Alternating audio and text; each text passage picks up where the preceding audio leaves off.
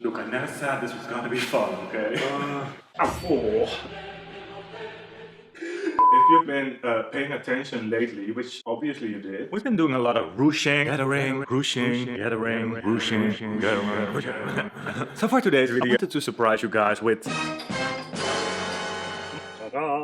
another video of ruching. Forget those sad scrunchy bags and boring baguette bags. The scrunchy baguette bag is where it's at now, guys. The pattern plus extensive sewing guide, in case this video is going too quick, will be available in my new Etsy store. And if you want to show some more ongoing support, check out my new Patreon, where I will make the pattern available. And an extended version of this video, where we go deeper into the pattern adjustments, how we made a normal baguette bag pattern into this scrunchy baguette bag pattern. So thanks so much for checking it out, and let's begin. Let's make one side first, because we don't know if it's gonna be pretty and practical and blah blah blah. Just to test, and if it's good, we can use it. If it's not good, we can, we didn't make two sides, please. So we're all on the same page. All the pieces, well, except for the lining, of course, will consist out of 2 layers of fabric. The smaller pieces are the shape of the bag, and the bigger pieces gonna be the ruched top layer. The bottom layer, it doesn't really matter how it looks. You could even, you know, take another fabric if you have another fabric left over. I'm gonna use the fabric here that's under the pocket, and a piece that you often throw away. Oh, I bought a seam ripper.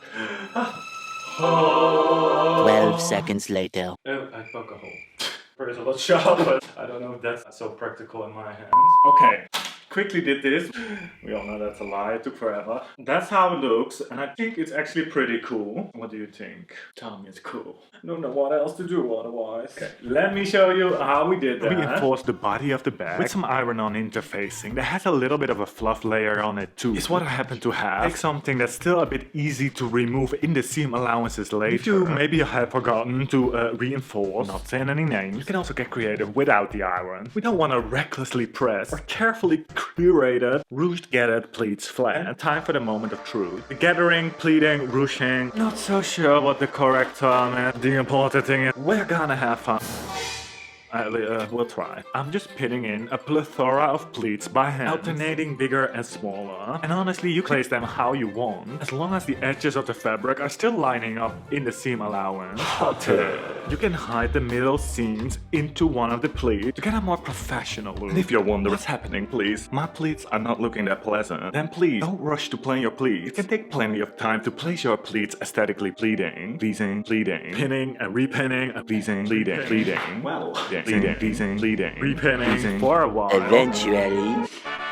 But just like in the pattern, I tried to make the pleats here a little bit bigger than on the side. Now I'm just gonna stitch about a little bit less than a centimeter to fixate everything. I'm gonna stitch with the pins in there. It's all a little bit chunky now. So go slow or go hold a while already. Well, me too. Using a basting stitch very close to where the seam is gonna be. That will be about 8 millimeters from the fabric edge. This can hardly go wrong unless you're never mind. Well, I guess I'll just stay home.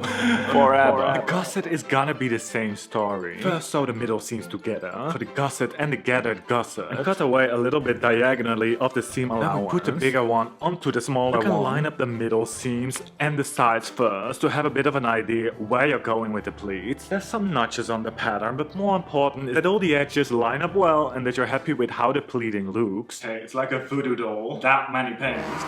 Let's stitch around it, just like before with the body of the bag, just to keep the pleaties in place for now. As we all know, the flatter, the better. So to make the seams look all a little more snatched in the end, I'm gonna already thin out the seam allowances with my scissors, cutting away tiny tats of seam allowance. But to do this securely, only cutting away the parts of the gathering where there's a pleat, so that from the good side, you can hardly see that there's anything cut away, but it will all feel a lot flatter. And then do the same for the body of the bag, also thinning away a little bit of the fluffy interface for exactly the same reason. And chop the zipper to the right size. I left it a little bit longer to make it easier to keep the zipper tab on during sewing, and chop the excess off later. Then sandwich time! We're gonna face the body of the bag upward, line the zipper up to the edge downwards. It might be easiest to first pin that down with just a few pins before you add the lining good side downwards too, and add more pins all around the edge. I speak from experience when I say, make sure to line this up well. Sewing only only the curve now. So we want to really stick to the seam allowance indicated on the pattern. I spontaneously came up with this sort of strange hack that actually turned out to be quite helpful. First sewing a few stitches from the other side, because I found it easier to see from there where I was sewing, so that when I turned it around I knew exactly where to start sewing. I'm not like straight away screwing up my amount of seam allowance. And you could actually do this also on the end so that you know exactly where to finish.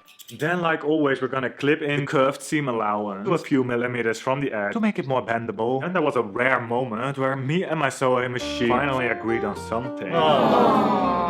Which was that we didn't like the top stitch that I did on the outside. Not only was it a struggle breaking a needle and a leg for that matter on the way, but it also just didn't look too sexy. I wonder why my sewing projects always take so long. Because of the seam ripping, guys. So I decided to scream and shout and get it all out. It's a bit of an alternative method. I understitched the lining, meaning stitching the lining about 2 millimeters from the edge onto the seam allowance. Some extra security that the lining is not going to come in between the zipper. And then I even used a little bit of fabric glue to stick the seam allowance onto the back to get the zipper to lay just a little bit more nicely into the seam. Okay, just like the back, we're connecting the half gussets of the lining. And now we can add our secret little secret. First of all, ew. That we can use to insert something hard later. Ew. Just hemming the double bottom by folding in one of the short sides half a centimeter twice, top stitching over it, then making sure the bottom is lined up well with the gusset, and just pinning the other side, good side on the good side to the gusset. So the other side has to stay open like a little pocket, but you may already tack the sides down in the seam allowance. This way you can already see the opening here.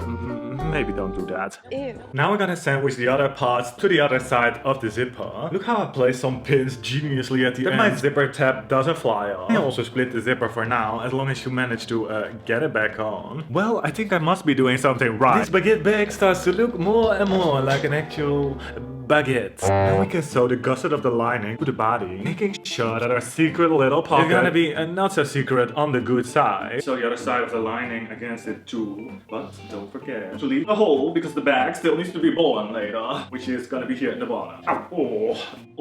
Never mind. Sew the gusset to the bag on one side. The straps were also in half, so we're connecting the shorter ones with each other and the longer ones. And we're gonna do the pleating exactly the same as before, but a lot more subtle, because we still have to turn it inside out. And this time the fabric facing good side on good side. Put that thing down, flip it and reverse. So you can use a safety pin to turn it inside out. The thing is, because this is so small, the band is also quite small. Magic! Let's hope the magic stick will bring some relief. I think I do have to cut a little bit of the seam out. But these slice a little bit of the seam allowance, because it's gonna be really hard to reverse otherwise.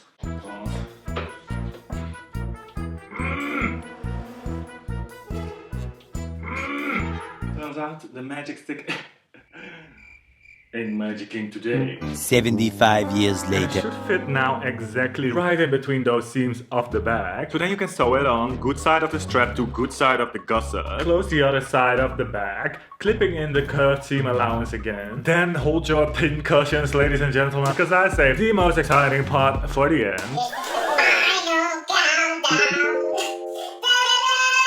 The moment I've been dreading the most of the whole bag. Those sides here. Fingers crossed. I have to sew. You cross your fingers for me, please. Burn a candle. And some good karmas. Oh, and subscribe. And subscribe and like the video. Don't forget to put your zipper on. This is your last chance. Which is lining up the fabric of the bag, the lining, and the zipper. And then sew over all those layers in one go. I might not even press the foot and go all with my hands. Ew. And now there is that stitch line that we connected the strap with, you can use as a little reference on where you have to sew. So we're not going into the seam allowance of the side seams. Let's get that bag out of the womb. I'm waiting for a drum roll. I don't hear anything. Is this really necessary? I want to go home. Nerve-wracking. Pull it a bit into shape. Okay, just fold it in, seam allowance, and then top stitch closely to the edge to close it. I'm gonna cut the same pattern of the pockets without the seam allowance out of a milk box. Trash here. You may use plastic if that's something you have at home. I don't seem to have a hard plastic. A little extra to that. Just shoveling it in. Okay, maybe don't use a milk box banding, but just for the idea for now. If you buy my if you buy my pattern, thank you so much. Otherwise, thank you for watching. If you want to join my Patreon, that would be super. Thanks so much for checking it out. Let me know in the comments if you're gonna sew the back. If you have any questions. And do not forget to subscribe, like the video, and I'll see you in the next one.